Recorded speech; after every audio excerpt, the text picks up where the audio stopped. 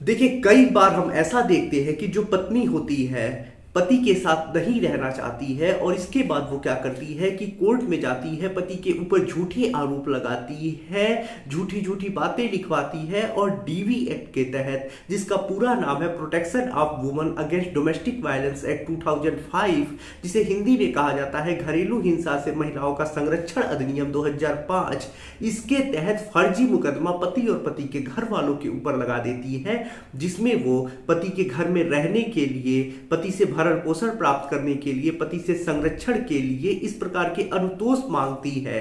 और ऐसे में जो पति होता है, जब ये मुकदमा लग जाता है तो काफी ज्यादा परेशान हो जाता है, उसे कई साल तक कोर्ट कचहरी के चक्कर लगाने पड़ते हैं, तब जाके वो साबित कर पाता है कि उसने पत्नी के साथ घरेलू हिंसा नहीं किया है, या फिर वो साबित भी नहीं कर पाता है। भले से ही वो सच्चा होता है, लेकिन वो कोर्ट में अपनी बातों को साबित ही नहीं कर पाता है। तो ऐसे में पत्नी को अनुतोष भी मिल जाता है। पत्नी झूठी होती है, झूठा केस की होती है, लेकिन इसके आधार पर पत्नी जीत जाती है और पति हार जाता है। तो ऐसे में आज मैं माननीय सर्वोच्च न्यायालय के द्वारा आया हुआ एक ऐसा जजमेंट आप लोगों के लिए लेकर आया हूं, जिस जजमेंट का यूज आप अपने केस में करती है, घरेलू हिंसा के झूठे मुकदमे में करती है, तो गारंटी के साथ आपकी पत्नी के द्वारा किया गया घरेलू हिंसा का झूठा मुकदमा खारिज हो जाएगा और आपको पत्नी को कोई अनुतोष नहीं देना पड़ेगा। जो पत्नी ने केस किया है वो जल्दी से जल्दी खारिज होगा और आपको कोई अनुतोष नहीं देना पड़ेगा। तो क्या मामला है, कौन सा जजमेंट है, क्या चीजें हैं, आइए थोड़ा डिटेल में समझ लेते हैं।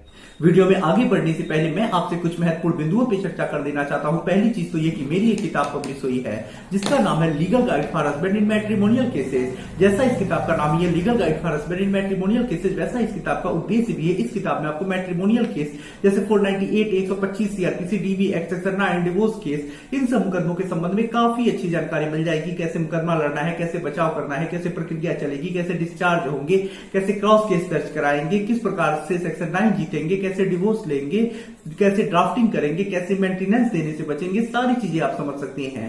तो यदि आप इस किताब को बाई करना चाहते हैं तो किताब का मूल्य 600 रुपए है, जिसमें 100 रुपए कोरियर चार्ज है। किताब को बाई करने के लिए व्हाट्सएप पर मैसेज करिएगा।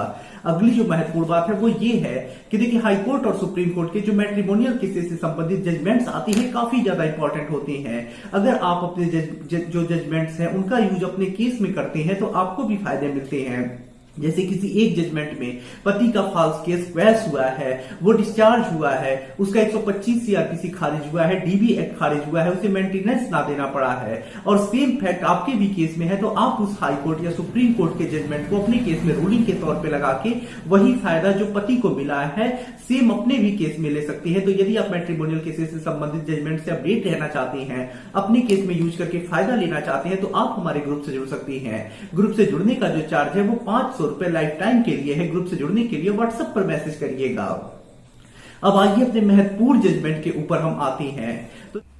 तो देखिए, आज के जिस जजमेंट के बारे में मैं आपको बताने वाला हूं, वो जो जजमेंट है वो माननीय सर्वोच्च न्यायालय ने दिया है। तो ये एक सर्वोच्च न्यायालय का दिया हुआ जजमेंट है। इसकी वजह से पूरे भारत के किसी भी कोर्ट में आप इस जजमेंट का रूलिंग के तौर पे यूज कर सकती हैं और फायदा ले सकती हैं।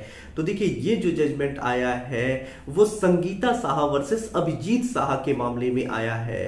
तो देखिए, मामले में होता कुछ ऐसा है कि जो पत्नी होती है, पति और पति के घर वालों के ऊपर मजिस्ट्रेट के कोर्ट में डीवी एक्ट के तहत, यानी घरेलू हिंसा से महिलाओं का संरक्षण अधिनियम 2005 के तहत एक मुकदमा दायर करती है, जिसमें वो बहुत सारे आरोप लगाती है।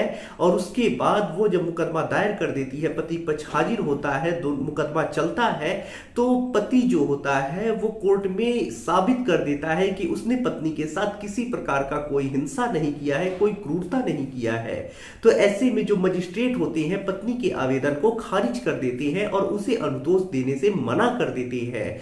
उसके बाद जो पत्नी होती है सेशन कोर्ट में रिवीजन डालती है, जिसमें पत्नी जीत जाती है और सेशन कोर्ट आदेश करता है कि पत्नी को पति जो है वो 2500 रुपए, और एक बच्ची होती है उसे 4000 रुपए प्रति माह भरण पोषण के रूप में दे। इसके बाद जो पति होता है माननीय उच्च न्यायालय में रिवीजन दाखिल करता है, जिसमें पति की तरफ से ये बातें रखी जाती है कि पत्नी ने जो भी आरोप लगाए हैं उन आरोपों को वो साबित भी नहीं कर पा रही है, जो भी आरोप है वो झूठे आरोप है।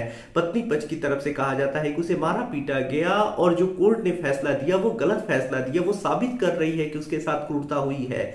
लेकिन जब उच्च न्यायालय पूरे मामले को देखता है, उसका अध्ययन करता है, तो उसमें यही पाता है कि पत्नी जो केस की है मजिस्ट्रेट के वहां, उसमें उसने जो आरोप लगाए हैं उन आरोपों को वो वास्तव में साबित भी नहीं कर पा रही है और सारे आरोप झूठे प्रतीत हो रहे हैं। तो ऐसे में उच्च न्यायालय ये कहता है कि अगर पत्नी डीवी एक्ट के तहत मुकदमा कर रही है तो ऐसा नहीं है कि उसे अनुतोष दे दिया जाए, उसे कोई रिलीफ दे दिया जाए। जब तक पत्नी साबित नहीं कर देती है कि उसके साथ क्रूरता यानी हिंसा हुई है, तब तक उसे कोई अनुतोष नहीं दिया जा सकता है। और यहां इस मामले में पत्नी अपने ऊपर हुए हिंसा को साबित नहीं कर पा रही है, तो ऐसे में वो डीवी एक्ट के तहत किसी प्रकार का कोई अनुतोष पाने की हकदार नहीं है।